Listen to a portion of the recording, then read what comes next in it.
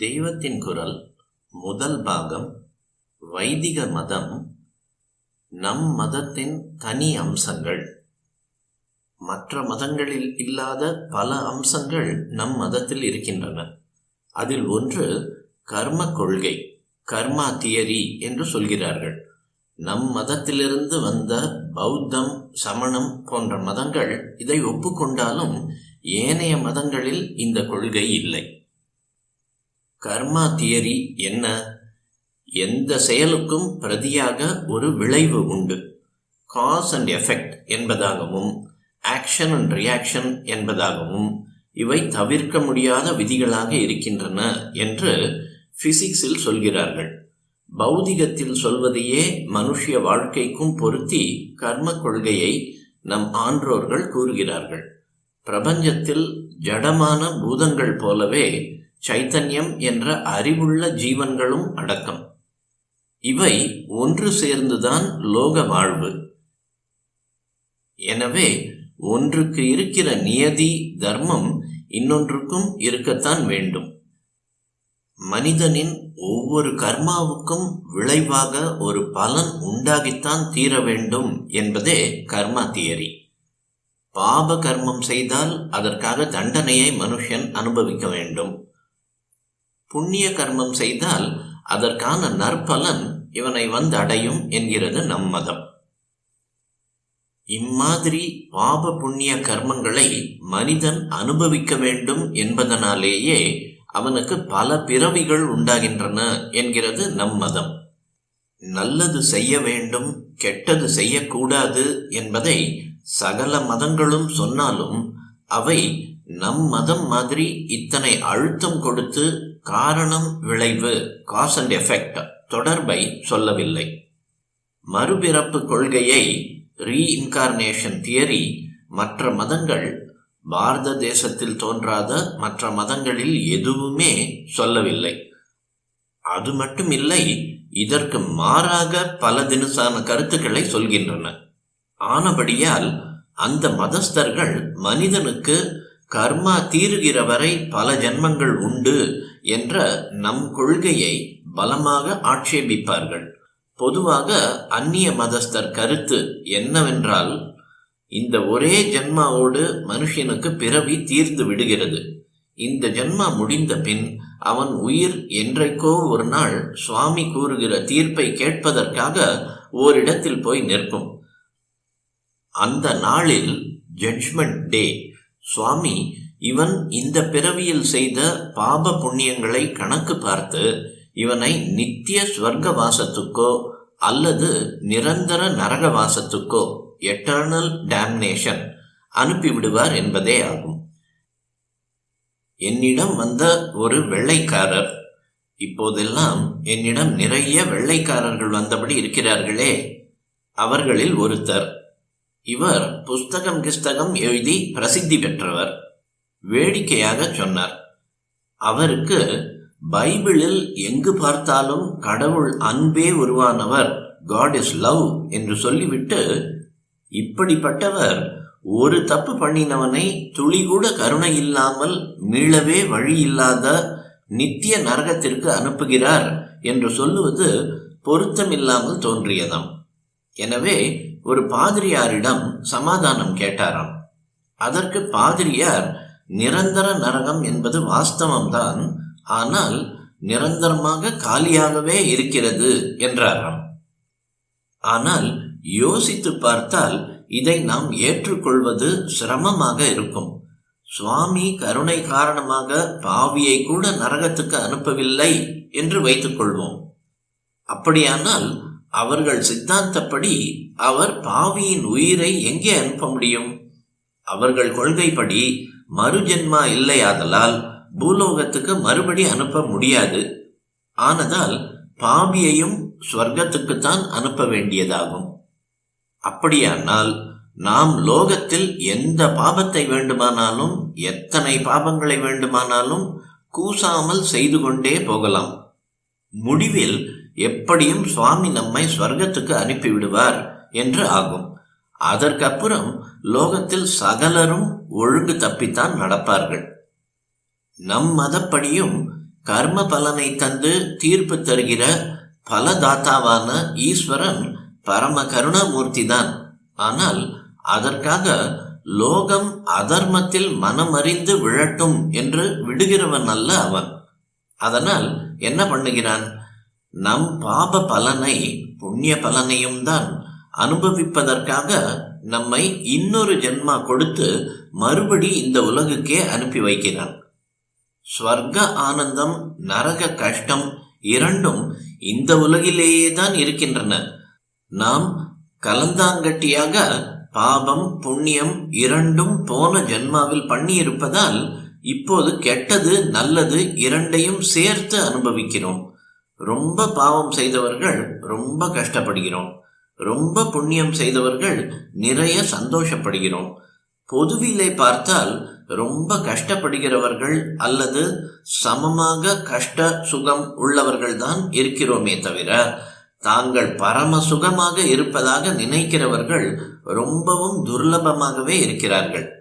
இதிலிருந்தே நாம் அனைவரும் பொதுவில் பாபமே அதிகம் பண்ணியிருக்கிறோம் என்பது புரிகிறது. பகவான் கருணை காரணமாக இன்னொரு ஜென்மாவிலாவது இவன் பாபத்தை கழுவிக்கொள்வானா என்று பார்ப்பதற்காக ஒரு பெரிய வாய்ப்பாக ஆப்பர்ச்சுனிட்டி பிறவியை கொடுக்கிறார். அதிலே குரு, சாஸ்திரம், க்ஷேத்திரங்கள் இத்தியாதி வசதிகளை எல்லாம் கொடுத்து இவனுடைய அழுக்கை துடைக்க முன் வருகிறார். இவன் கையால் ஆகாதவன், ஒரு நாளும் தானாக முன்னேற மாட்டான் என்று அடியோடு உதவாக்கரையாக நினைத்து இவனுக்கு பாவியானாலும் கூட சொர்க்கத்தை கொடுத்து விடுகிறார் என்பதை விட இப்படி இவனை கூட நம்பி இவன் தன்னைத்தானே கடை தேற்றிக் கொள்வான் என்று நம்பிக்கை வைத்து புனர்ஜென்மா தந்து இதில் இவனுடைய நன்முயற்சிகளுக்கு பல விதத்தில் கை கொடுக்க சுவாமி முன் வருவதாக சொல்வதுதான் நன்றாக இருக்கிறது, பொருத்தமாக இருக்கிறது.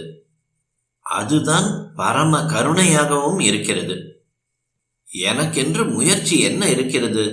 எல்லாம் உன் செயல் என்று ஜீவன் சரணாகதி செய்கிற போது சுவாமியே இவனை ஒரே தூக்காக தூக்கி விடுகிறார் என்பது வாஸ்தவம். ஆனால் இவனாக முயற்சியை விடுகிற சரணாகதியில் அனுகிரகம் செய்வது வேறு. இவனுக்கு முயற்சி செய்யவே லாயக்கில்லை என்று நினைத்து அனுகிரகம் செய்வது வேறுதான். புருஷ எத்தனம் என்று ஒன்று இருப்பதாக நினைக்கிற வரையில் அதில் ஜீவனை நம்பி விட்டு வைப்பதுதான் பரம கருணை. அதுதான் நிஜமான அனுகிரகம். நிரந்தர நரகத்துக்கு சுவாமி எவரையும் அனுப்புவதில்லை என்பது ஒரு தனிப்பட்ட பாதிரியாரின் அபிப்பிராயம்தான். அதுவே தான் கிறிஸ்தவம் முதலான ஒரே பிறவி மதங்களின் கோட்பாடு என்று சொல்வதற்கில்லை. ஒரே ஜென்மத்தில் ஒருத்தன் பண்ணுகிற புண்ணியத்துக்காக அல்லது பாபத்துக்காக அவனை சுவாமி ஸ்வர்க்கம் அல்லது நரகத்துக்கு நிரந்தரமாக அனுப்பிவிடுகிறார் என்பதுதான் அம்மதங்களின் பொது கருத்து. அதிலும் நாம் பொதுவாக பாபமே பண்ணுவதால் நரக தண்டனை பெறுகிறவர்கள் தான் ஜாஸ்தியாக இருப்பார்கள் என்பதால் தீர்ப்பு நாளைக்கே ரொம்பவும் பயங்கரமான பெயர் டூம்ஸ் டே என்றே வைத்திருக்கிறார்கள்.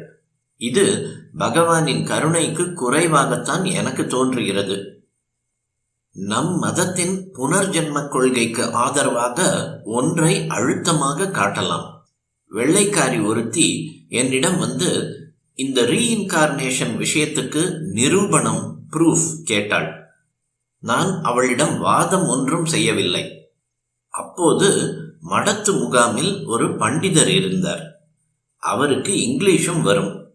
அவரிடம் அவளை அங்கே உள்ள பிரசவ ஆஸ்பத்திரிக்கு அழைத்து கொண்டு போய் அங்கே பிறந்திருக்கிற குழந்தைகளை பற்றிய விவரங்களை குறிப்பு எடுத்து கொண்டு வரும்படி சொன்னேன். அவளும் அப்படியே பிரசவ ஆஸ்பத்திரிக்கு அவரோடு போய்விட்டு வந்து குழந்தைகளை பற்றிய குறிப்புகளை சொன்னாள். அதன்படி ஒரு குழந்தை கொழுகொழுவென்று இருந்தது, இன்னொன்று நோஞ்சானாக இருந்தது, ஒன்று அழகாக இருந்தது, இன்னொன்று அவலட்சணமாக இருந்தது, ஒன்று உசத்தியான வார்டில் சௌகரியமாக பிறந்தது, இன்னொன்று சொல்லி முடியாத கஷ்டங்களுக்கு நடுவே ஒரு பரம ஏழைக்கு பிறந்தது. ஜென்மாவின் கடைசியில் பகவான் ஒருத்தரை நிரந்தர நரகத்துக்கு அனுப்புவது ஒரு பக்கம் இருக்கட்டும், அது நமக்கு கண்ணுக்கு தெரியாத விஷயம். இப்போது பல ஜென்மங்களின் ஆரம்பத்தை பிரசவ ஆஸ்பத்திரியில் பிரத்யக்ஷமாக பார்த்தாயே, இதில் ஏன் இத்தனை ஏற்றத்தாழ்வுகள்? ஏன் ஒன்று தாரித்ரியத்திலும் இன்னொன்று சம்பத்திலும் பிறக்க வேண்டும்? ஏன் ஒன்று ஆரோக்கியமாகவும் இன்னொன்று துர்பலமாகவும், ஒன்று லட்சணமாகவும் இன்னொன்று அவலட்சணமாகவும் இருக்க வேண்டும்? ஜீவனுக்கு ஒரே ஜென்மாதான் உண்டு என்ற உங்கள் மத கொள்கையை ஒப்புக்கொண்டால், அவை ஜனிக்கிற போதே இத்தனை பாரபட்சங்கள் இருப்பதை பார்க்கிற போது சுவாமி கொஞ்சம் கூட கருணை அல்லது புத்திசாலித்தனம் இல்லாமல் மனம் போனபடி கண்ணா பின்னா என்று காரியம் செய்து கொண்டிருக்கிறார் என்று தானே ஆகிறது. அப்படிப்பட்ட சுவாமி கருணை செய்வார் என்று நம்பி எப்படி பக்தி செலுத்துவது? பூர்வ ஜென்ம பாப புண்ணியங்களை ஒட்டி புனர்ஜென்ம அமைகிறது என்ற கொள்கையை தவிர நீ பார்த்த ஏற்றத்தாழ்வுக்கு என்ன காரணம் சொல்ல முடியும் என்று கேட்டேன். அவள் ரொம்ப சந்தோஷத்தோடு நான் சொன்னதை ஏற்றுக்கொண்டு போனாள். ஆனால் நவீன காலத்தவர்களுக்கு இந்த விளக்கங்கள், எக்ஸ்பிளனேஷன்ஸ் போதாது. சயின்ஸ் படி ப்ரூஃப் கேட்பார்கள். அப்படி பார்த்தாலும் இப்போது பாராசைக்காலஜிக்காரர்கள் இந்த விஷயத்தில் நிறைய ஆராய்ச்சி பண்ணி ஜென்மாந்திரங்கள் உண்டு என்பதற்கு ஆதரவாக அநேக விஷயங்களை சொல்கிறார்கள். உலகம் முழுக்க இவர்கள் சுற்றி வந்ததில் எத்தனையோ இடங்களில் பூர்வ ஜென்மாவை நன்றாக ஞாபகம் வைத்துக்கொண்டு சொன்ன பல பேர்களை பார்த்திருக்கிறார்கள். பூர்வ ஜென்மத்தில் இப்போதைய இடத்துக்கு துளி கூட சம்பந்தமே இல்லாமல் வேறு எங்கேயோ இருக்கப்பட்ட தூர தேசங்களில் தாங்கள் பார்த்தவற்றை நினைவாக சொல்கிற பல பேர் இருக்கிறார்கள். இந்த ஜென்மாவில் கொஞ்சம் கூட சம்பந்தம் இல்லாத பலரிடம் அப்போது இவர்கள் சம்பந்தப்பட்டிருக்கிறார்கள். அந்த விவரங்களை எல்லாம் மறக்காமல் சொல்கிறார்கள். இவர்கள் சொல்வது உண்மைதானா என்று பரிசோதித்து பார்ப்பதற்காக பாராசைக்காலஜிக்காரர்கள் அந்தந்த ஊர்களுக்கு போயிருக்கிறார்கள். போனால் அங்கே ஆச்சரியப்படுகிற மாதிரி இவர்கள் சொன்ன அடையாளங்களை, இவர்கள் பூர்வத்தில் சம்பந்தப்பட்டிருந்த மனுஷர்களை பார்க்கிறார்கள். இது மாதிரி 1-2 அல்ல, ஏகப்பட்ட கேஸ்கள் இருக்கின்றன. நமக்கெல்லாம் முற்பிறவி சமாச்சாரங்கள் அடியோடு மறந்து போய்விட்டன. ஆனால் வெகு சிலருக்கு நினைவு இருக்கிறது.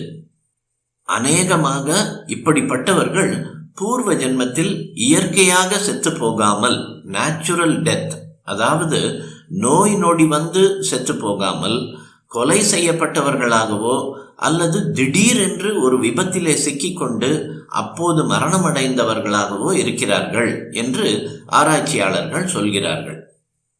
மனிதன் விஷயத்தில் புனர்ஜென்மாவை, ரீஇன்கார்னேஷனை சொல்லுவது போல் சுவாமியின் விஷயத்தில் அவதாரங்களை, இன்கார்னேஷனை சொல்வது இந்து மதம் ஒன்றுக்கே உரிய இன்னொரு தனி அம்சமாகும். சத்வஸ்து ஒன்றுதான், அதுதான் இத்தனை ஜீவராசிகளாகவும் ஆகியிருக்கிறது என்பதே நம் மதத்தின் பரம தாற்பயம். அப்படியானால் அந்த ஒரு பரம்பொருளே மாறி மாறி ஜனன மரணங்களுக்கு ஆளாகிற அத்தனை ஜீவராசிகளாகவும் ஆகும். அது தவிர இந்த ஜீவ ஜட லோகத்தை எல்லாம் ரட்சிக்கிற ஈஸ்வரனாகவும் அது இருக்கிறது அல்லவா? இந்த ஈஸ்வரனுக்கு மனுஷியர்கள் போல கர்ம பந்தம் இல்லை. மனிதன் கர்மத்தை அனுபவிக்கத்தான் பல ஜென்மா எடுக்கிறான். ஈஸ்வரன் இப்படி எடுக்க வேண்டியதில்லை. ஆனால் புது பிறவிகளில் இந்த ஜீவன் பழைய கர்மத்தை கழுவிக்கொள்ளாமல் மேலே மேலே சேற்றை வாரி பூசிக்கொள்கிறானே என்பதை பார்த்து அவனுக்கு வழிகாட்டி கை தூக்கி விடுவதற்காக பரம கருணையுடன் ஈஸ்வரனும் பூலோகத்தில் பலமுறை அவதரிக்கிறான். அதர்மம் ஓங்கி தர்மம் நலிக்கிற போது, உச்சமாகிற போது அதர்மத்தை ஓட்டி தர்மத்தை நிலைநாட்டுவதற்காகவும் சாதுக்களை ரட்சித்து துஷ்டர்களை சிக்ஷிப்பதற்காகவும் பகவான் பல அவதாரங்களை செய்கிறான். கிருஷ்ண பரமாத்மா கீதையில் இப்படி சொல்லியிருக்கிறார். எல்லாமே சுவாமி என்பது ஒரு நிலை, அது நம்மால் கிரகிக்க முடியாத நிலை. அப்புறம் உயர்வானதிலெல்லாம் சுவாமி விசேஷமாக குடிகொண்டிருப்பதாக கீதையின் விபூதி யோகத்தில் சொன்ன நிலை. மனித வாழ்வில் இந்த உயர்வை ஏற்படுத்துவதற்காக தூதர்களாக அவன் ஆச்சாரிய புருஷர்கள், மகான்கள், ஞானிகள், யோகிகள், பக்திமான்களை அனுப்பி வைப்பது ஒரு நிலை. இதெல்லாமும் போதவில்லை என்று தானே ஓர் அவதாரமாக இந்த லோகத்துக்கு இறங்கி வருகிறது ஒரு நிலை. அவதரணம் என்றால் இறங்கி வருவது என்றே அர்த்தம். பரத்துக்கு பரமாக, பராத்பரமாக, அப்பாலுக்கு அப்பால் என்பார்கள். அப்படி இருக்கப்பட்ட ஈஸ்வரன் இறங்கி வந்து நமக்கு நடுவில் பிறந்து தர்மஸ்தாபனம் பண்ணுவது அவதாரம் எனப்படுகிறது. சித்தாந்த சைவர்கள் சிவபெருமான் அவதரித்ததாக ஒப்புக்கொள்வதில்லை. ஆதிசங்கர பகவத் பாதாள் ஈஸ்வராவதாரம், ஞான சம்பந்தர் முருகனின் அவதாரம் என்றெல்லாம் சொல்வதை அவர்கள் ஒப்புக்கொள்ள மாட்டார்கள்.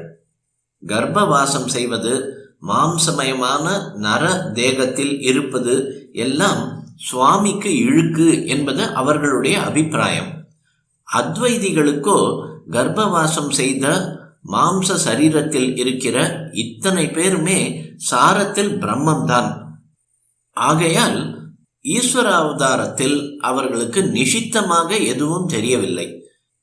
சித்தாந்த ரீதியில் வைஷ்ணவர்களுக்கும் சைவர்களுக்கும் பல ஒற்றுமை இருந்த போதிலும் பிரம்மமே தான் ஜீவனாயிருக்கிறது என்ற அத்வைதத்தை வைஷ்ணவர்கள் அப்படியே ஒப்புக்கொள்ளாத போதிலும் வைஷ்ணவர்கள் யாவரும் அவதார கொள்கையை ஒப்புக்கொள்கிறார்கள்.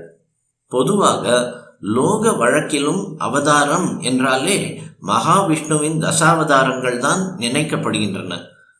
வைஷ்ணவர்கள் அவதாரங்களை ஒப்புக்கொள்வதற்கு காரணம் பகவான் பரம கருணையன் ஆனபடியால் ஜனங்களை உஜ்ஜீவிக்க செய்வதற்காக தன்னை எவ்வளவு வேண்டுமானாலும் குறைவுபடுத்திக் கொள்வான் என்று அவர்கள் நம்புவதுதான்.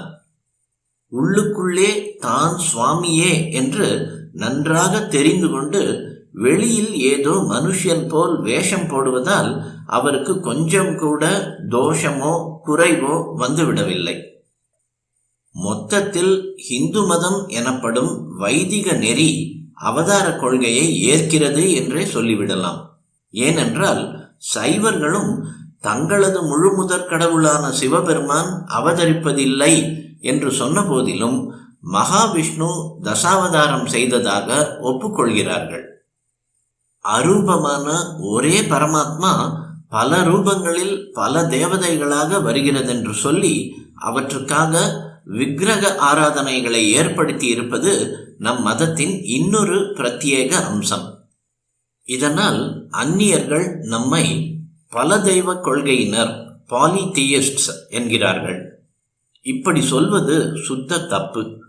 ஒரே தெய்வத்தை பல ரூபத்தில் வழிபடுவது, பல தெய்வங்கள் இருப்பதாக எண்ணுவது ஆகாது. அவ்வாறே இந்துக்கள் விக்கிரகம்தான் சுவாமி என்று நினைத்து விக்கிரக ஆராதனை, ஐடோலேட்ரி செய்கிறார்கள் என்பதும் முழு பிசகு. விக்கிரகம் மட்டும்தான் சுவாமி என்று விஷயமறிந்த இந்து எவனும் நினைக்க மாட்டான். எங்கும் உள்ள சுவாமி இவன் மனசை ஒருமுகப்படுத்தி ஆராதிக்க வசதியாக இந்த விக்கிரகத்தில் இருப்பதாகத்தான் நினைத்து ஆதரிக்கிறான். எந்த மதமானாலும் சின்னங்கள், சிம்பல்ஸ் வைத்து பூஜிப்பதையோ தியானிப்பதையோ பார்க்கிறோம். அப்படி இருக்க இந்துக்களின் மூர்த்தி பூஜையை மட்டும் உருவ வழிபாடு என்பதோ அதற்காக பரிகசிப்பதோ துளிக்கூட நியாயமற்றதாகும். இந்து மதஸ்தர்கள் ரொம்பவும் பெருமைப்பட வேண்டிய அம்சம். இந்த மதம் ஒன்றுதான் தன்னை அனுசரிப்பதன் மூலமே ஒரு ஜீவன் உயர்வு பெற முடியும் என்று ஒரு தனி உரிமை, எக்ஸ்க்ளூசிவ் ரைட் கொண்டாடி கொள்ளாமல் இருப்பதே ஆகும். யார் யார் எந்தெந்த சமய மார்க்கத்தில் போனாலும் கடைசியில் ஒரே பரமாத்மாவிடம் வந்து சேர்வார்கள் என்பதை ஒப்புக்கொள்கிற விசால மனப்பான்மை, கேத்தலிக் அவுட்லுக் நம் சாஸ்திரங்களிலேயே காணப்படுகிறது. இதனால்தான் பிறரை இந்துவாக மதமாற்றம் கன்வர்ஷன் செய்ய நம் சாஸ்திரங்கள் இடம் கொடுக்கவில்லை. இயேசு கிறிஸ்துவின் உபதேசங்களை பின்பற்றாதவர்கள் எல்லாம் நரகத்துக்குத்தான் போவார்கள். முகமது நபி ப்ராஃபட்டின் உபதேசத்தை அனுசரிக்காதவர்களுக்கு கதி மோட்சம் கிடையாது என்றெல்லாம் தான் அந்தந்த மதஸ்தர்கள் சொல்கிறார்கள். அவர்களிடம் நாம் கோபப்படக்கூடாது. அவர்கள் வாஸ்தவமாகவே அப்படி நினைக்கலாம். அந்தந்த மதத்தில் இருப்பதால் தங்களுக்கு கிடைத்திருக்கிற நிறைவை பார்த்து மற்றவர்களுக்கு இத்தனை நிறைவு இருக்க முடியாது என்று நினைத்து நல்லெண்ணத்தின் பேரிலேயே மற்றவர்களையும் தங்கள் வழிக்கு மாற்ற ஆசைப்படுகிறார்கள் என்றே வைத்துக் கொள்ளலாம். வெளிப்பார்வைக்கு கெடுதலாக தோன்றுகிற வழிகளை கடைபிடித்தாவது ஒரு நல்ல லட்சியத்தை சாதிக்கலாம் என்று நினைத்தே அவர்கள் பலவிதமான முறைகளை கையாண்டு மற்றவர்களை தங்கள் மதத்துக்கு இழுக்கிறார்கள் என்று வைத்துக் கொள்ளலாம். அவர்கள் படையெடுத்து சண்டை போட்டு வாழ் மூலம் கூட மதமாற்றத்தை செய்தது இப்படித்தான் என்று வைத்துக் கொள்ளலாம். இஸ்லாம் பெரும்பாலும் ஆயுத பலத்தாலேயே விஸ்தரிக்கப்பட்டது, கிறிஸ்துவ மதம் பணபலத்தால் விஸ்தரிக்கப்பட்டது என்று சொல்வதும் உண்டு. கிறிஸ்தவர்களும் படையெடுப்புகள் செய்தார்கள். ஆனால் மிஷனரிகளின் பரோபகார பணியும் சேர்ந்து கொண்டது. பாலைவனமான அராபிய தேசத்தைச் சேர்ந்த முஸ்லிம்களுக்கு இல்லாத பண வசதி வெள்ளைக்காரர்களுக்கு இருந்தது. மிஷனரிகள் பள்ளிக்கூடம், ஆஸ்பத்திரி என்றெல்லாம் வைத்து ஏழை எளியவர்களை அழைத்து அப்படியே அவர்களை தங்கள் மதத்தில் தள்ளி கொண்டார்கள். பலவந்தத்தையோ அல்லது உதவியை காட்டி வசியப்படுத்துவதையோ நாம் ஏற்காமல் இருக்கலாம். ஆனால் தங்கள் மதத்தை பரப்பினால் எல்லோருக்கும் க்ஷேமம் உண்டாகும் என்று அவர்கள் நிஜமாகவே நம்பியிருப்பார்கள் என்பதை நாம் சந்தேகிக்க வேண்டாம். ஆனால் அவர்கள் நம்பிக்கை சரிதானா? கிறிஸ்துவை நபியை பின்பற்றாவிட்டால் நரகந்தானா? கொஞ்சம் யோசித்து பார்த்தால் இந்த தனி பாத்தியதை எக்ஸ்க்ளூசிவ் ரைட் செல்லுபடியாகாது என்று தெரிகிறது. ஏனென்றால் கிறிஸ்து வந்து 2000 வருஷங்கள் தான் ஆகிறது. நபி பிறந்து 1400 வருஷங்கள் தான் ஆகிறது. அதற்கு முன் 1000, 10,000 லட்சம் வருஷங்களாக பிறந்து செத்து போனவர்கள் எல்லோரும் என்ன ஆனார்கள்? இவர்களுடைய சித்தாந்தப்படி அவர்கள் கிறிஸ்து அல்லது நபியை தங்கள் இரட்சகராக சேவியர் கொள்ளாததால் சிருஷ்டி தோன்றிய நாளிலிருந்து அன்று வரை வந்தவர்கள் எல்லாம் நரகத்துக்குத்தான் போயிருக்க வேண்டும். இப்போது இந்த மதங்களில் இருக்கிறவர்களின் முன்னோர்கள், இந்த மத ஸ்தாபகர்களின் முன்னோர்கள் கூடத்தான் ஸ்வர்க்கம் போயிருக்க முடியாது. இவர்கள் இந்துக்களைப் போல பல ஜன்மங்கள் உண்டு என்பதையும் ஒப்புக்கொள்ளவில்லை. அப்படி ஒப்புக்கொண்டாலாவது கிறிஸ்துவுக்கும் நபிக்கும் முற்பட்டவர்கள் மறுபடி பிறக்கிற போது இந்த 2 பேருக்கு பிற்பாடும் ஜன்மா எடுத்து இவர்களை அனுசரிக்கிற வாய்ப்பு சான்ஸ் பெற்று கதிமோட்சம் அடைய வழி இருக்கிறது என்று சமாதானம் சொல்லலாம். ஆனால் இந்த மதங்களிலோ ஜீவனுக்கு ஒரே ஜென்மாதான் என்று சொல்லியிருக்கிறது. ஆதலினால் எத்தனையோ 1000, 10,000 ஆண்டுகளாக தோன்றிய இத்தனை ஜென்மங்களும் கூண்டோடு நரகத்துக்குத்தான் நிரந்தர வாசமாக போயிருக்க வேண்டும் என்றாகிறது.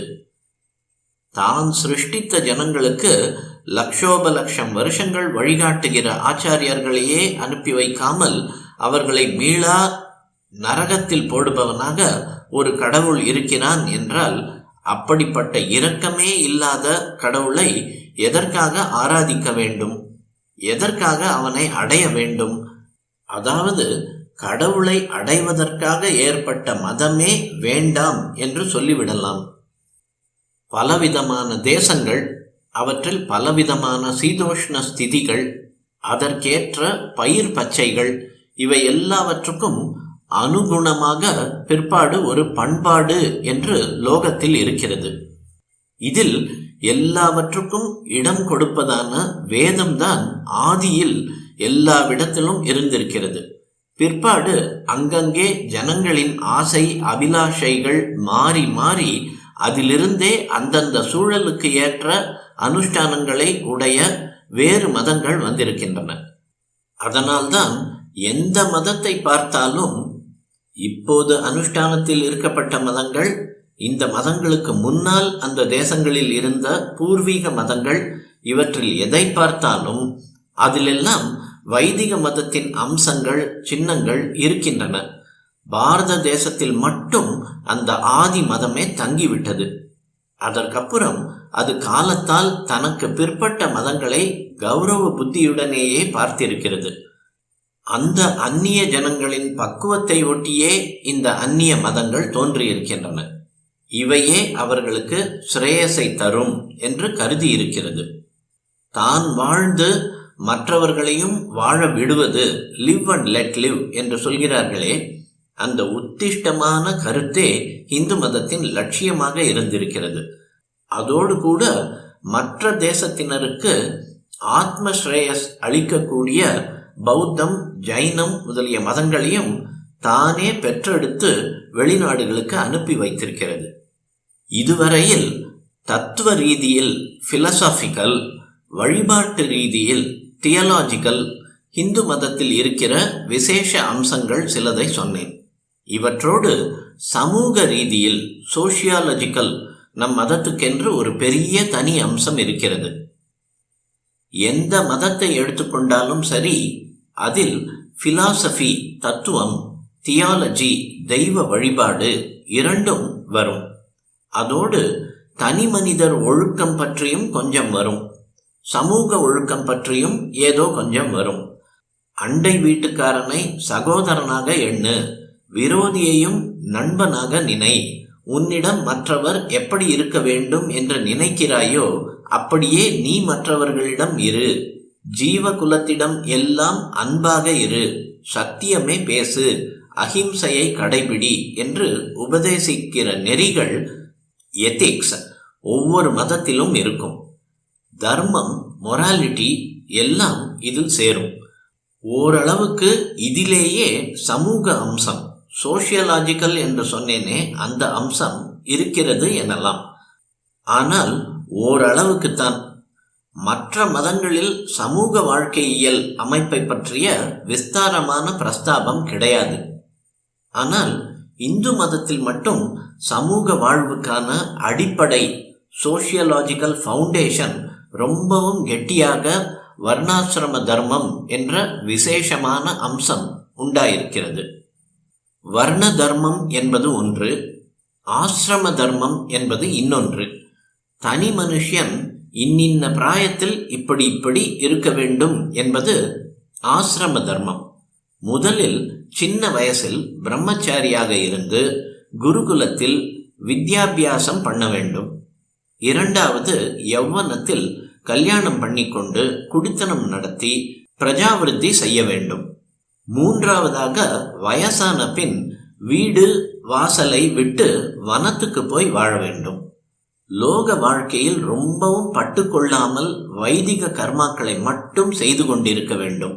அப்புறம் நாலாவது ஆசிரமத்தில் இந்த வேத கர்மாக்களை கூட விட்டுவிட்டு லௌகிக சம்பந்தங்களை அடியோடு கத்தரித்துவிட்டு சந்நியாசியாகி பரமாத்மாவிடமே மனசை செலுத்த வேண்டும் என்று விதிப்பது ஆசிரம தர்மம். இந்த 4 ஆசிரமங்களுக்கு பிரம்மச்சரியம், கார்ஹஸ்தியம், கிரகஸ்த தர்மம், வானப்பிரஸ்தம், சந்நியாசம் என்று பெயர். இது தனி மனிதனுக்கான தர்மம். சமூகம், சொசைட்டி முழுவதற்குமான ஏற்பாடுதான் வர்ண தர்மம் என்பது. இப்போது ரொம்பவும் கண்டனத்துக்கு, கிரிட்டிசிசம் ஆளாகி இருப்பது இந்த வர்ண தர்மம் தான். வர்ண தர்மத்தை ஜாதி பிரிவினை என்று பொதுவில் சொல்கிறார்கள். ஆனால் உண்மையில் வர்ணம் வேறு, ஜாதி வேறு. வர்ணங்கள் 4 தான், ஜாதிகளோ ஏகப்பட்டவை. பிராமணர் என்ற ஒரே வர்ணத்தில் ஐயர், ஐயங்கார், ராவ் என்று பல ஜாதிகள் இருக்கின்றன. 4வது வர்ணம் ஒன்றிலேயே முதலியார், பிள்ளை, ரெட்டியார், நாயகர் என்று பல ஜாதிகள் வருகின்றன. வேதத்திலும் யஜுர்வேதம் 3வது அஷ்டகம் 4வது பிரஷ்னம், தர்மசாஸ்திரத்திலும் பல ஜாதிகள் பேசப்படுகின்றன. அந்த பெயருள்ள ஜாதிகள் இப்போது இல்லை. அதெப்படியானாலும் ஜாதிகள் பல, வர்ணங்கள் 4 தான். நம் மதத்துக்கே பெரிய களங்கம். மனுஷர்களிடையே உசத்தி தாழ்த்தி என்று பேதம் கற்பிக்கிற பொல்லாத ஏற்பாடு என்று இப்போது நினைக்கப்படுகிற வர்ண தர்மம் என்ன என்று நன்றாக பக்ஷபாதமில்லாமல் ஆராய்ந்து பார்த்தால் சமுதாய வாழ்வின் ஒழுங்குக்காகவே ஏற்பட்ட ஒப்பற்ற சாதனம் அது என்று தெளிவாகும்.